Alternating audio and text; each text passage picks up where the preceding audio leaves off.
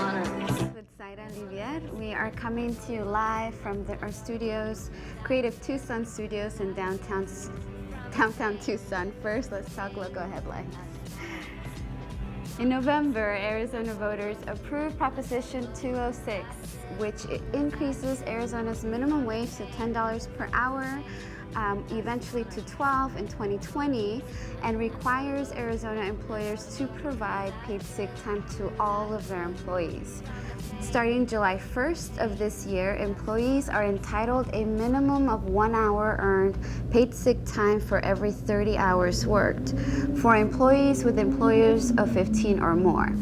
The hourly cap on that is set for 40 hours or 5 8-hour days per year.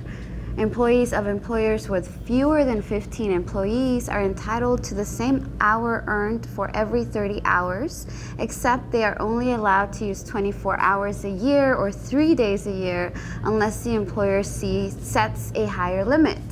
Blah, blah, blah. All we hear is paid vacation, but it's actually much better than that.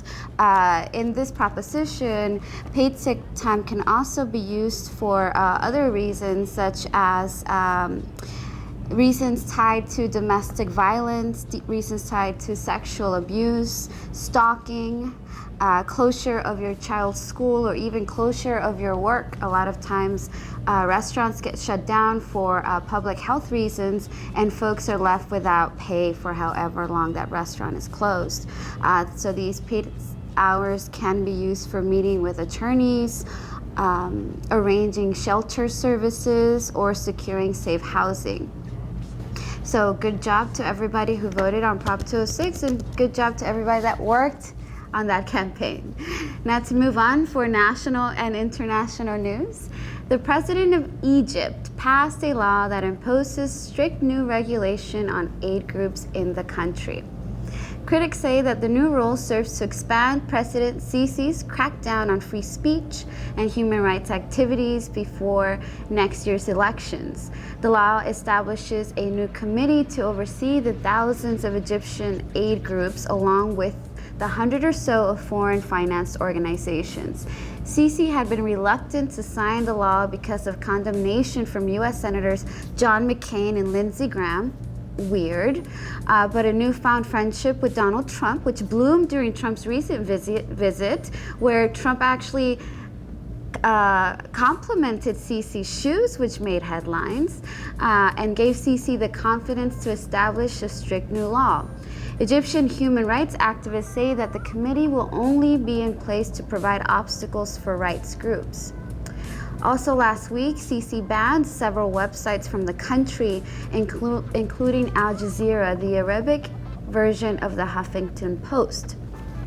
Now Sisi took to power. He seized power 4 years ago through military takeover in Egypt, and has been praised by our president, stating he's done a fantastic job in a very difficult situation, unlike Trump himself, and has claimed that the United States is backing Egypt 100%. Now, on to Chicago news. Marchers traveled to Chicago's McDonald's. Marchers traveled to Chicago's Trump Tower to the Rock and Roll McDonald's building. One protester said that the company promotes, quote, intergenerational poverty by providing low wages and no benefits to its full-time workers.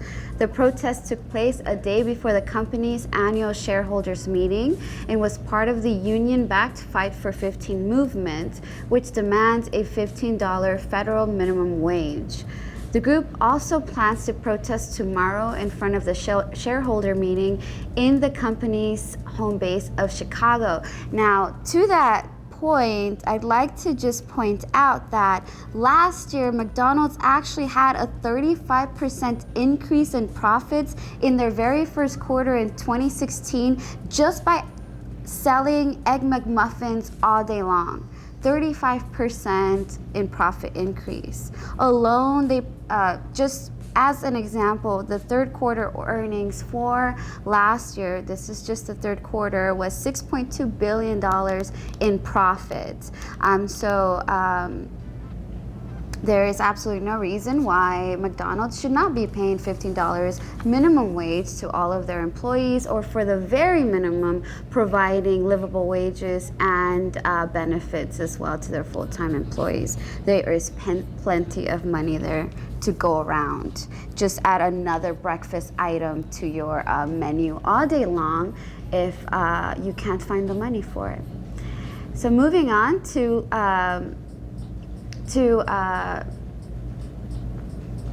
Standing Rock. Leaked documents obtained by The Intercept show that a security firm used military-style counterterrorism measures against protesters at the Standing Rock Reservation. You heard correct, counterterrorism. They described them as ideologues. For months, protesters set up camp at the reservation to oppose the Dakota Access Pipeline, which was stopped a month before Obama left office, but was resumed by Trump, of course, in January. The documents state that a group called Tiger Swan was contracted by the pipeline's owner, Energy Transfer, to use military surveillance techniques to undercut the protesters. Military surveillance techniques.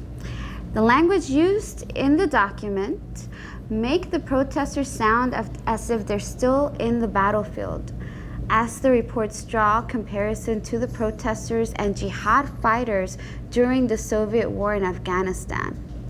Critics say that the use of private contractors to deal with protesters runs counter to our democratic system, especially if it was done in conjunction with state and local governments. So far, North Dakota Attorney General has not responded to the reports. Tribal groups in the area fear that the pipeline will taint their drinking water and say that it runs through sacred ground. Now, before I move on, I just want to go back to the part of this runs counter to our democracy. This is actually exactly what our government has always done. It's not a big surprise that Native Americans fighting for their land and their drinking water is viewed as something that's kind of jihadist, because that is jihadist to them. Unless it is making somebody some profit, then it's running counter to our democracy. And whoever is saying that that's counter to our democracy, please grow up, read a book or two. So on to us. I wanted to take a moment to talk about the program you're watching right now. Here at 5 on 20, we are undertaking a new kind of citizen journalism. We are going to give you the news as we see it, and we want more people to speak up with us. We need writers, hosts, anchors, camera people, sound people, the whole gamut. The times require a new way of informing ourselves, so join us. Do it now. Email us at info@creativetucson.org to get involved. And if you think there's a story we're missing, a person we should interview, an upcoming event we should cover, or have any news tips for us, shoot us an email to info@creativetucson.org. We are here for you, and we want to cover all stories from all points of views, so don't be strangers. Free Tiger. And we're sorry for using the word gamut live on air. Now on to more national and international news. Ever look in the mirror and say to yourself, damn, pretty and smart? Well, this ultimate world of narcissism is outdoing itself. Sologamy, a new relationship trend that's having people marry the only one they could ever truly love, themselves. Although many participants of sologamy are open to dating and even marrying the right person if one so happens to come along, the general consensus is that they are good enough for themselves.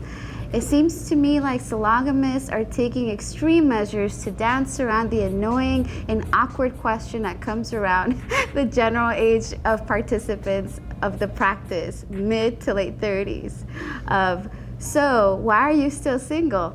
I know, I get that all the time. I just can't help thinking, what if I finally committed to myself and then it didn't work out? How do you break that to your parents and friends? Portuguese and Spanish rescue services saved 34 migrants traveling from Morocco erupted in flames off the coast of Spain in the Mediterranean Sea on Sunday. The Portuguese air the boat during a routine maritime surveillance mission. Spanish Coast Guard manager Thomas Garcia called the rescue one of the most complex his center has ever seen. Fortunately, all 34 migrants were rescued and brought to land. As of today, the UN Refugee Agency said that the total number of dead and missing since the beginning of 2017 has climbed to more than 1,720. This is mostly from migrants seeking asylum traveling on unsafe and overcrowded boats. This was 5 on 20 News with Zaira Olivier. Catch us next.